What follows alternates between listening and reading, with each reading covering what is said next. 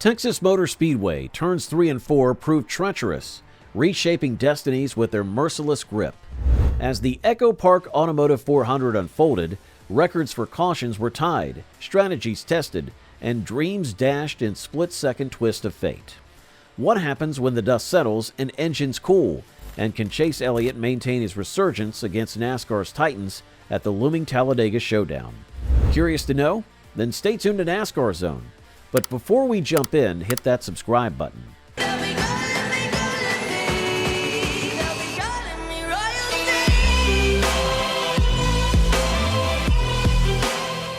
The Echo Park Automotive 400 at Texas Motor Speedway, held on April the 14th, showcased an exhilarating display of skill, strategy, and endurance, epitomizing the high-octane drama that NASCAR Cup Series races are known for.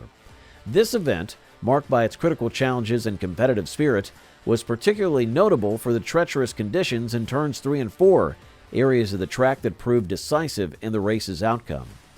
Throughout the day, drivers confronted these demanding turns with caution and courage. The difficulty of navigating these corners was highlighted by frequent loss of control by several competitors, including pivotal moments that impacted the race's leadership dynamics. The turns were not only a physical barrier, but also a strategic dilemma that required precise handling and nerve from the seasoned drivers. As the laps unfolded, the significance of this section of the track became increasingly apparent.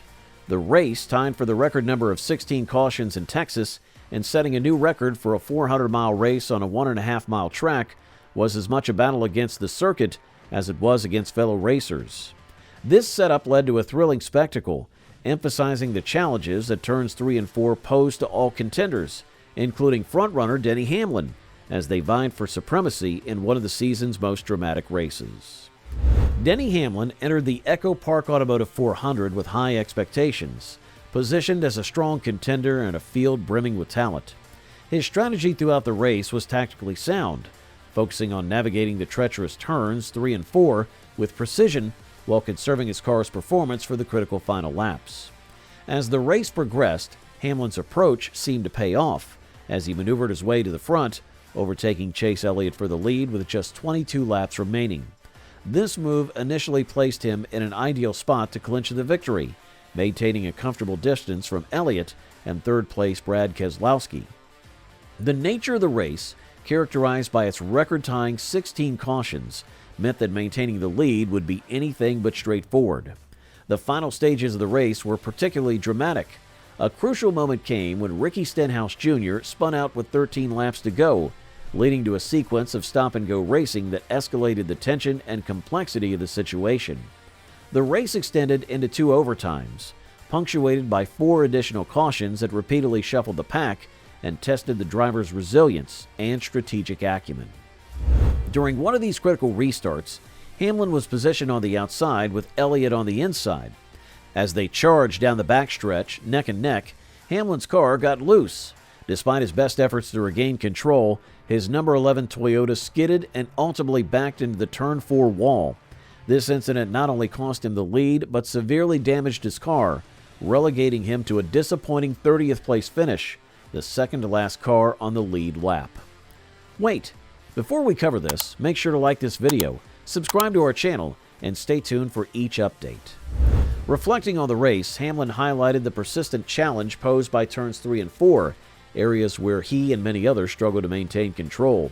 Yeah, it just got loose up in turn 3. It's something I'd been fighting really kind of all day, and then, when you got to push it the most on a green-white checker, it's, I knew that the likely scenario was I wasn't going to make it out of the corner with as much speed as I was carrying, but, it's trying to go for the win, so I just, got loose and spun out. The Echo Park Automotive 400 was characterized by an exceptionally high level of volatility and unpredictability, largely due to the record-tying 16 cautions at Texas Motor Speedway. These frequent interruptions played a significant role in shaping the race's strategic landscape and ultimately its outcome. Each caution reset the field, provided opportunities for strategic pit stops, and allowed trailing cars to catch up, keeping the tension high and the leads temporary. The constant stop-and-start nature imposed by the cautions tested the drivers' and teams' adaptability. Teams had to continuously adjust strategies, balancing between aggressive tire and fuel management against more conservative approaches to safeguard against potential mishaps. For leaders like Denny Hamlin, each caution represented a dual-edged sword, an opportunity to consolidate the lead under controlled conditions, but also a risk of losing position due to the packed field at each restart. The restarts, especially those in the final laps and during the overtimes, were pivotal in determining race outcomes. These high-pressure moments were when the driver's skills and nerves were put to the ultimate test.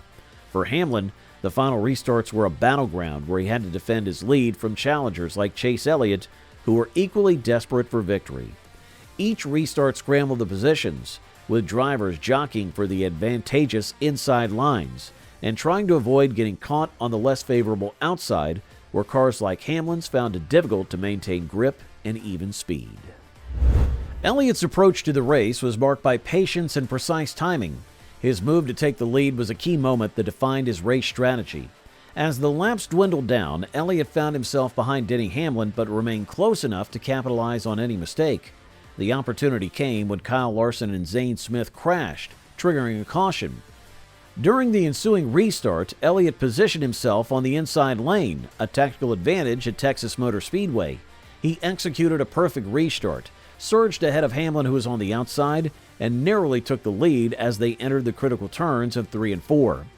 The final laps of the race were fraught with challenges, primarily due to multiple restarts, including 2 overtimes. Elliott's handling of these high-pressure situations was exemplary.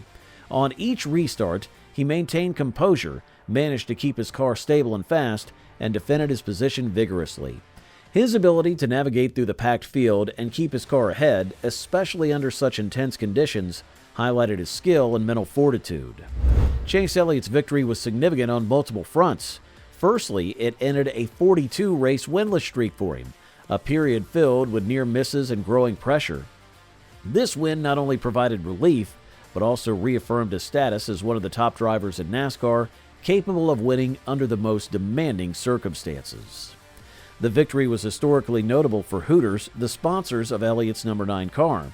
The win marked the first time Hooters had visited victory lane in the NASCAR Cup Series since Alan Kulwicki's final win at Pocono Raceway in 1992.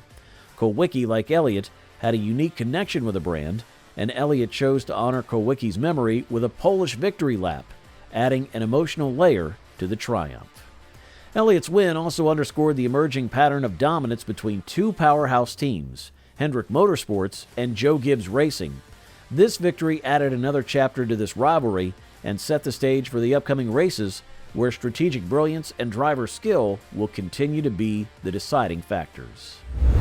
All right, that's pretty much it for this video. Hit that subscribe button for more videos just like this one.